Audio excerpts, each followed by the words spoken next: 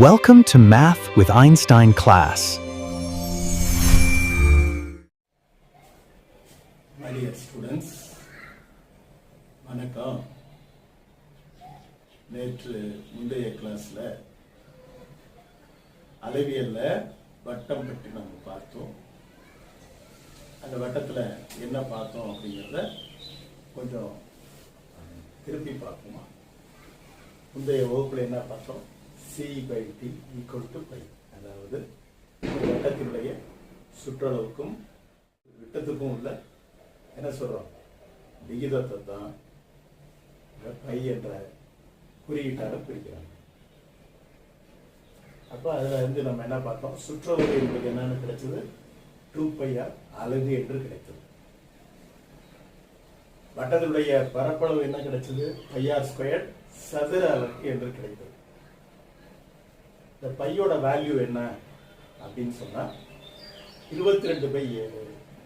22 7ஆல வகுத்தீங்கன்னா தோராயமாக 3.14 என்று கிடைக்கும்.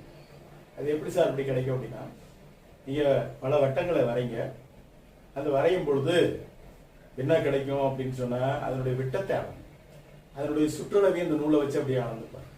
இந்த ரெண்டுக்குள்ள விகிதங்களை நீ கண்டுபிடிச்சிட்டே வந்தீங்கன்னா, எத்தனை பெரிய வட்டம் எத்தனை சிறிய வட்டம் போட்டாலும் இந்த விகிதமானது 3.14 இருப்பதை நீங்கள் பார்க்கணும். நீங்களே செய்து பார்க்கணும். அதான் இதை நமக்கு புரியுதா? அப்ப இதுல என்னன்னா, சுற்றளவு 22 இருந்துச்சுன்னா அதனுடைய விட்டம் எவ்வளவா இருக்கணும், 7ஆக இருக்கும். அதனுடைய விட்டம் டயமீட்டர் எவ்வளவு இருக்கும், 7ஆ இருக்கும். அப்ப 22/7 C/T. அதுதான் நேற்று ஒரு கணக்கு கொடுத்துருந்தோம். R = 7 சென்டிமீட்டர்னு வச்சு செய்து பாருங்க. அப்ப அதில் பார்க்கும்போது அதே R கண்டுபிடிச்சோம். என்ன செஞ்சிடணும், R² அதனுடைய வர்க்கமும் கண்டுபிடிச்சிங்கன்னா 49 சதுர அலகு. அது சென்டிமீட்டர் கொடுத்தீங்கன்னா சதுர சென்டிமீட்டர் ஸ்கொயர் அப்படின்னு 2πr ஃபார்முலா போடுங்க. ஏதாவது சுற்றளவு வட்டத்தினுடைய போட்டீங்கன்னா 44 சென்டிமீட்டர் என கிடைக்கிறது.